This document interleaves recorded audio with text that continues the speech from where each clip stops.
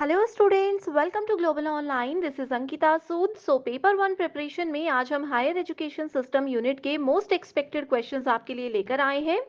ये सवाल students as it is upcoming examination में भी पूछे जा सकते हैं, इसीलिए हमेशा की तरह हर एक क्वेश्चन के आंसर्स के साथ मैं आपको इंपॉर्टेंट एक्सप्लेनेशन भी दूंगी, ताकि अगर कहीं पर आपके कॉन्सेप्ट्स अभी भी क्लियर नहीं है तो वो साथ साथ में आसानी से क्लियर होते रहें। तो चलिए फिर इसी के साथ सेशन को शुरू करते हैं। स्टूडेंट्स, पेपर वन में आपको हेल्प करने के लिए कंप्लीट कोर्स में लेकर आई हूं, जहां पर आपको डेली 2 से 3 लाइव लेक्चर्स के साथ 100% सिलेबस कवर करवाने की श्योरिटी दी जाती है। इसके साथ ही आपको एक स्पेशल व्हाट्सएप ग्रुप में भी ऐड किया जाएगा, जिसमें कि आप अपने टीचर से सारे डाउट्स क्लियर कर सकते हो और आपको हर क्लास के बाद पीडीएफ भी मिल जाएगी, जिससे आपके नोट्स बनाने का समय बचेगा। और रिविजन में आपको हेल्प करने के लिए ये मॉक टेस्ट भी हम लेकर आए हैं, जो कि पेपर के लेवल के हिसाब से ही बनाए गए हैं। ये एक ऐसा कोर्स है स्टूडेंट, जो कि कम समय में पेपर वन में 100 में से आपको 80 प्लस स्कोर करने में मदद करेगा। तो आप सभी को फ्री वीडियोस भी देखनी है तो ग्लोबल ऑनलाइन ऐप को डाउनलोड करिए। स्टोर सेक्शन पर सर्च बार में आपको लिखना है कोर्स का नाम। जैसे ही आप कंटेंट पर जाएंगे तो देखेंगे कंप्लीट कोर्सेज आपके सामने हैं। Unit wise and full syllabus mock test हम आपको देते हैं, जहां पर स्टूडेंट्स आपको यूनिट वाइज हम थियरी लेक्चर्स, पीडीएफ सब कुछ प्रोवाइड करवाएंगे, जो कि आपको पेपर में रिविजन करने में बहुत ज्यादा हेल्प करता है। आपके स्टेट्स के अलावा अदर स्टेट्स के पीवाईक्यूज भी आपको जरूर पढ़ने चाहिए, जो कि हम आपको इस कोर्स में प्रोवाइड करवाते हैं। यहाँ से आपको पता चलेगा कि अपकमिंग एग्जामिनेशन का क्या लेवल हो सकता है और किस टॉपिक में से कैसे सवाल पूछे जा सकते हैं। तो इसी के साथ ये नंबर्स पर कांटेक्ट करके आप पूरी जानकारी ले सकते हो। Takshashila was one of the chief centres for imparting what. So देखिए, तक्षशिला यूनिवर्सिटी आपने सुना है, बहुत फेमस यूनिवर्सिटी थी। वो यूनिवर्सिटी सबसे ज्यादा फेमस किस चीज के लिए थी, ये इस क्वेश्चन में पूछा है। ऑप्शंस है veterinary science, trade and commerce, international relations या फिर मेडिकल साइंस एंड सर्जरी। सो देखिए स्टूडेंट्स, तक्षशिला यूनिवर्सिटी पहले इंडिया में होती थी, बट अभी पाकिस्तान में है। एंड 1980 के बाद से यूनेस्को ने इसको वर्ल्ड हेरिटेज साइट बना दिया है, राइट। एंड ये यूनिवर्सिटी उस समय में मेडिकल साइंस और सर्जरी के लिए बहुत ही ज्यादा फेमस थी। आप लोगों ने चरक का नाम सुना होगा, ठीक है, चरक का नाम सुना होगा। चरक जो है आयुर्वेदा में उनका बहुत बड़ा कंट्रीब्यूशन है, एंड वो तक्षशिला के ही एक स्टूडेंट रहे हैं, right. Which of the following recommended the establishment of national universities in India? Okay, so different commissions के नाम आपके सामने दिए गए हैं, जिसमें पूछा है कि नेशनल यूनिवर्सिटीज इन इंडिया, यानी कि भारत में राष्ट्रीय विश्वविद्यालयों की स्थापना की सिफारिश किसने की थी। Kothari commission, Radhakrishnan knowledge commission या फिर यशपाल कमीशन। सो इस क्वेश्चन का सही आंसर है option number 3, that is knowledge commission. Okay, अब ये भी जानना जरूरी है कि कौन से ईयर में ये रिकमेंडेशन दिया गया था।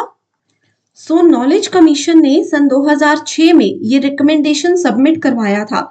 इसके अंदर और भी ज्यादा रिकमेंडेशंस दिए गए थे, उनको हम अभी डिटेल में नहीं पढ़ेंगे।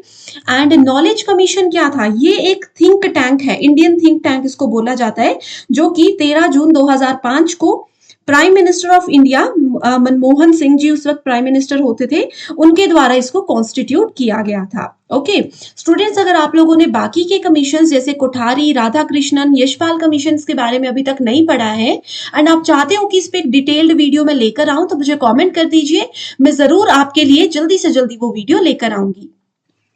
मोस्ट इंपॉर्टेंट क्वेश्चन है, what is the full form of NHERC। सो हम लोगों ने पहले पढ़ा है कि यूजीसी को बदलकर अभी एक कमीशन बना दिया गया है, जिसके 4 वर्टिकल्स हैं। उसमें से सबसे पहला वर्टिकल NHERC है।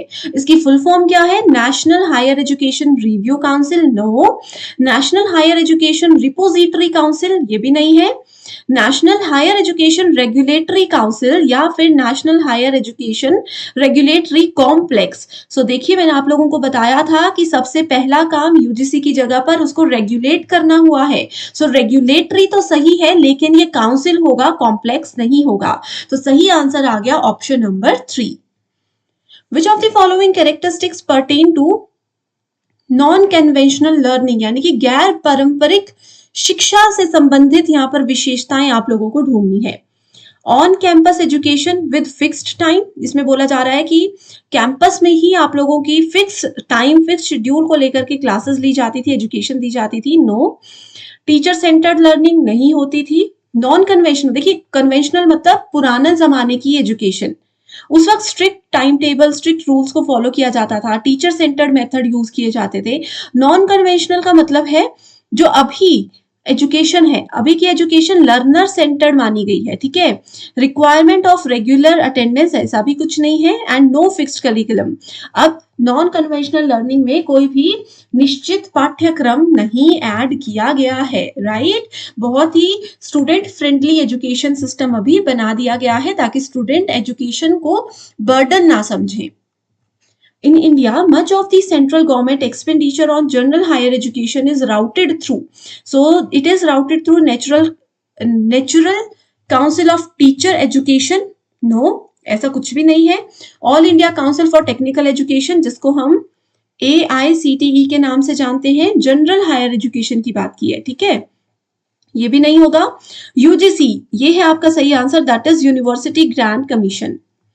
नेक्स्ट क्वेश्चन है the recommendation that no student should be allowed to specialise in teaching a subject unless he had it in BA BSc was made bye.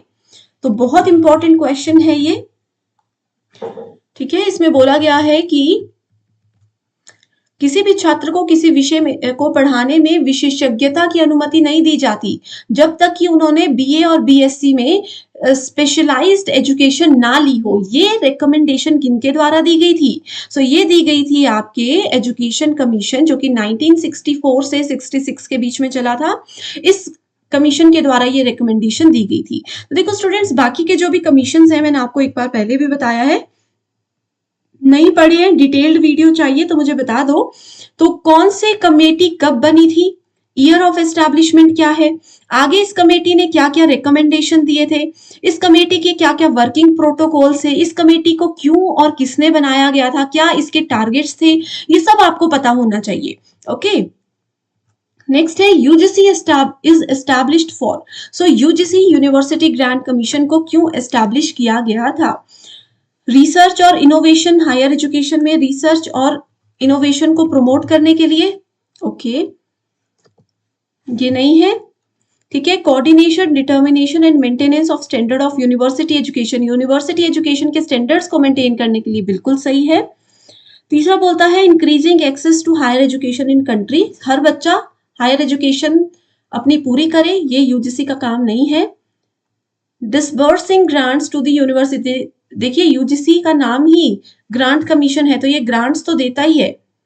अगला है serving as a vital link between union and state government and institutions of higher learning, union government या state government के जितने भी institutions हैं उनके बीच में एक लिंक प्रोवाइड ही हमें करवाता है।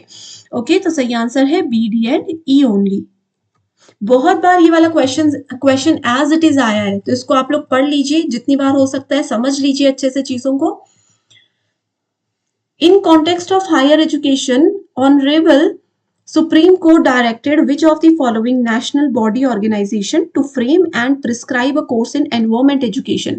Okay, higher education में environment education के बारे में किन्होंने recommend किया था? UGC, NCTE, NCERT या फिर AICTE? चलिए क्वेश्चन आपको यहाँ पर होमवर्क के लिए मैं दे रही हूँ। यूजीसी की फुल फॉर्म तो सबको पता है, यूनिवर्सिटी ग्रांट कमीशन। एनसीटीई की फुल फॉर्म बताओ, एग्जाम में आती है एनसीटीई की फुल फॉर्म, ठीक है। सो इस क्वेश्चन का सही आंसर तो है यूजीसी। सुप्रीम कोर्ट को एनवायरमेंट एजुकेशन के लिए जो भी बात हुई थी वो यूजीसी ने दी थी। नेक्स्ट क्वेश्चन है the main reason for low enrolment in vocational education courses in India. अब देखो सरकार ने वोकेशनल एजुकेशन स्टार्ट की है जिसमें बच्चों को ना सिर्फ बुक में जो है वो पढ़ाया जाता है बल्कि उनको रियल लाइफ में एक्चुअल में जॉब का क्या एनवायरमेंट रहता है वो सब चीजें 9th क्लास से पढ़ाई जाती है, ठीक है। बट उसमें कम बच्चों की एनरोलमेंट अभी तक है। क्यों? क्योंकि उसका फीस ज्यादा है। लैक ऑफ एडिक्वेट इंफ्रास्ट्रक्चर, क्योंकि उसमें इंफ्रास्ट्रक्चर और फैसिलिटीज इतनी ज्यादा अभी तक नहीं दी जा रही है। ऐसा भी कुछ नहीं है, फैसिलिटीज पूरी दी जा रही है। आप किसी भी गवर्नमेंट स्कूल में जाकर देखिए। Unavailability of large number of vocational courses, काफी ज्यादा वोकेशनल कोर्सेज अभी तो हैं, तो ये भी गलत है। Wrong perception of vocational education among students and parents, ये बिल्कुल सही है कि स्टूडेंट्स और पेरेंट्स को एक्चुअल में अभी तक समझ ही नहीं आया है कि वोकेशनल एजुकेशन क्या है और कितना ज्यादा फायदेमंद है ये किसी भी बच्चे के लिए। Next is in its formative years which university had taken to the strategy of adopting multimedia instructions through Gyanvani and Gyan Darshan? Okay, so Gyanvani और ज्ञान दर्शन किस चीज से जुड़ा है, किस यूनिवर्सिटी से ये जुड़ा हुआ है? तो ये इग्नू से ही रिलेटेड है। इसमें एक्स्ट्रा कुछ आपको जानने की जरूरत नहीं है, बस इतना याद रखना है कि ज्ञानवाणी ज्ञान दर्शन इग्नू का ही एक इनिशिएटिव है। ठीक है, इन्होंने इनिशिएटिव नहीं है, मतलब इन्हीं के द्वारा ये सबसे पहले अडॉप्ट की गई थी स्ट्रेटेजी। नेक्स्ट है स्टेटमेंट 1 बोलती है according to NEP 2020 teaching and learning of Indian languages need to be integrated with school and higher education at every level. Okay, Indian languages में टीचिंग लर्निंग होनी चाहिए स्कूल से लेकर कॉलेज पोस्ट ग्रेजुएशन तक, ये NEP 2020 ने बोला है, तो ये स्टेटमेंट बिल्कुल सही है। ठीक है, फर्स्ट स्टेटमेंट हमारे पास बिल्कुल सही है। और स्टेटमेंट 2 बोलती है UNESCO has declare 220 Indian languages as endangered, यानी कि लुप्त हो रही है लैंग्वेज 220, ऐसा बिल्कुल भी नहीं है। तो पहली स्टेटमेंट ट्रू है but second statement is false. Next question is according to national education policy, again NEP 2020 के बारे में ही यहाँ पर बात की जा रही है। According to NEP 2020 the teacher must be the locus of basic reforms in country's educational reforms, बिल्कुल सही स्टेटमेंट है। इसमें बोला गया है कि राष्ट्रीय शिक्षा नीति दस्तावेज के अनुसार शिक्षक को देश के शैक्षिक सुधारों में बुनियादी सुधारों का केंद्र होना चाहिए, यानी कि एजुकेशन को बेहतर बनाने के लिए सिर्फ एक टीचर ही इंपॉर्टेंट रोल प्ले कर सकता है। ठीक है, ये एक इसका सिंपल सा मीनिंग हम निकाल सकते हैं, तो बिल्कुल सही है। Historically marginalized or the disadvantaged student sections of the society should get paid quality education irrespective of their place or of residence। इसमें बोला गया है कि समाज में जो कोई बहुत बैकवर्ड एरिया के जो बच्चे होते हैं उनको एक बेस्ट एजुकेशन देनी चाहिए। ये नहीं देखना चाहिए कि वो किस जगह से है, किस सिटी से है, किस गांव से है। तो ये स्टेटमेंट भी बिल्कुल सही है। अगला क्वेश्चन है which of the following are the main recommendations of knowledge commission with regards to higher education. So देखिए, नॉलेज कमीशन के बारे में हमने अभी पढ़ा था, इसने और भी कुछ रिकमेंडेशंस दी थी, जैसे कि ये बोलता है कि ज्यादा से ज्यादा रेगुलेटरी इंस्टीट्यूशंस होने चाहिए। ऐसा नहीं है, ये रिकमेंडेशन इनकी नहीं थी। क्लोजर ऑफ प्राइवेट यूनिवर्सिटीज की प्राइवेट कॉलेजेस बंद हो जाएं, नहीं। Massive expansion of higher education की हायर एजुकेशन पर फोकस करके बच्चों को ज्यादा से ज्यादा उच्च शिक्षा की ओर बढ़ावा दिया जाए। फोकस ऑन अफर्मेटिव एक्शन, यानी कि सकारात्मक कार्यवाही हायर एजुकेशन में होनी चाहिए, बिल्कुल सही है। एफर्ट्स टू अचीव एक्सीलेंस, उत्कृष्टता प्राप्त करने का प्रयास, बिल्कुल सही है। और नेशनलाइजेशन जो है वो एनईपी 2020 की रिकमेंडेशन है, ना कि नॉलेज कमीशन की। ओके, सो सही आंसर क्या है? सी, डी एंड ई ओनली। इसको नोट कर लीजिए, इंपॉर्टेंट क्वेश्चन है, घुमा फिरा कर बहुत बार पूछा गया है। Okay, so next question, The expenditure on the research and innovation in India at present is only कितने % of GDP, यानी कि इसमें पूछा गया है कि इंडिया की GDP का कितना प्रतिशत उसकी रिसर्च और इनोवेशन में लगाया जाता है, तो वो है 0.69%। Which of the following acronym and its expansion are not correctly matched? Okay, so NCERT, national council of educational research and training, बिल्कुल सही है। एनसीटीई, होमवर्क पे भी दिया था ये क्वेश्चन, इसकी फुल फॉर्म है national council for teacher education. ठीक है, जैसे बीएड वगैरह होते हैं हमारे, वो सब एनसीटीई के अंदर आते हैं। अगला है ICAR, Indian council for applied research, no. AICTE, all India council for technical education. So इस क्वेश्चन में सही आंसर इनकरेक्टली मैच, यानी कि ICAR की गलत डेफिनेशन है। ठीक है, गलत फुल फॉर्म बताई गई है यहाँ पर, तो सही फुल फॉर्म क्या होगी इसकी? इसकी फुल फॉर्म है Indian council of agricultural research. Applied research नहीं है, एग्रीकल्चरल रिसर्च है, राइट। स्टूडेंट्स, मैं उम्मीद करती हूँ कि आपको सारे क्वेश्चंस बहुत अच्छे से क्लियर हो रहे हैं। कहीं पर भी कोई डाउट है आप मुझे जरूर बता दीजिए, एंड अगर चाहते हो कि मैं कंटिन्यू करूँ इस सीरीज को, रोज ऐसे ही क्वेश्चंस आपके लिए लेकर आऊं, तो भी मुझे कमेंट करके बताइए ताकि मैं मोटिवेटेड रहूं और अच्छे क्वेश्चंस आपके लिए लेकर आऊं। National Council of Rural Institutes NCRI is a registered autonomous society fully funded by central government.